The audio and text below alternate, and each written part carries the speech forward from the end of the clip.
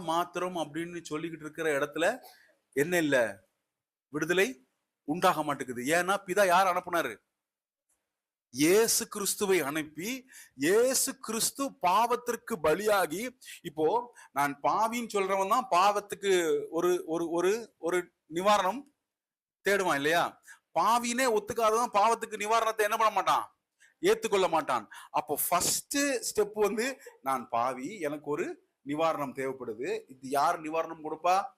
அந்த நிவாரணத்திற்கு நிறைய பதில் வச்சிருக்குது இந்த உலகம். என்ன சொல்லுது? ஓகே, நீ உப்பு போட்டு அதுல முட்டி போட்டு நீ ஒரு மணி நேரம் அப்படியே நட, உன் பாவம் என்ன ஆயிரும்? போயிரும்னு ஒரு கூட்டம் நம்புது, ஒரு கூட்டம் அப்படி பண்ணுது. தினந்தோறும் உப்புல முட்டி போடணும் அப்போ பண்ற பாவத்துக்கு நடந்துகிட்டு இருக்கு. இன்னொரு கூட்டம் என்ன பண்ணுது? சரி, நீ வந்து என்ன பண்ணு, நல்ல தலையில தண்ணி ஊத்திக்கிட்டு உருண்டா உனக்கு என்ன ஆயிரும்? போயிரும். இன்னொரு கூட்டம் என்ன சொல்லுது? நீ உன்னுடைய காசெல்லாம் கொண்டு போய் ஏதாவது ஒரு ஊர்ல போய் உண்டியல்ல போட்டுட்டு திரும்பி பார்க்காம வா, உனக்கு என்ன பண்ணும்? பாவம். இந்த மாதிரி பல விஷயங்கள் இருக்கிற இடத்துல ஒரே தரம் இயேசு எனக்காய் மரித்தார், பிதா அவரை உயிரோடு எழுப்பினார். அடையாளமாய் எதற்கு அடையாளமாய் எழுப்பினாரு? பாவம் மன்னிக்கப்பட்டது, மனித குலத்திற்கு பாவம் மன்னிக்கப்பட்டது அப்படிங்கிற அடையாளத்துக்காக பிதா என்ன பண்றாரு? மரித்த அந்த சரீரத்தை என்ன பண்றாரு? எழுப்பி நிலை நிறுத்துறார்.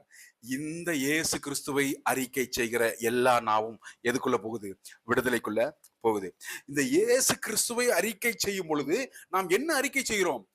எனக்காய் ஒருவர் வந்தார், என் பாவத்திற்காய் ஒருவர் வந்தார், நான் மரிக்க வேண்டிய இடத்துல ஒருத்தர் மரிச்சார், பிதா அவரை உயிரோடு எழுப்பினார். அதனாலதான் யோவான் 14 படிச்சிட்டீங்களா? ரோமர் 10:13 படிங்க.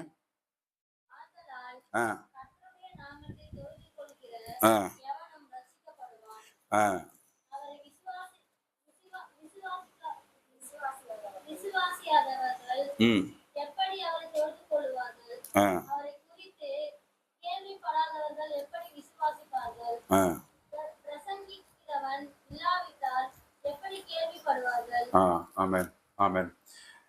இந்த 13 ஆங்கிலத்துல கேஜேவில என்ன போட்டிருக்குன்னா, 10:13 கேஜேவில என்ன போட்டிருக்குன்னா, ரொம்ப அதாவது ஃபார் ஹூஎவர் ஷல் கால், தமிழ்ல தொழுது கொள்பவர்கள் போட்டிருக்குல்ல.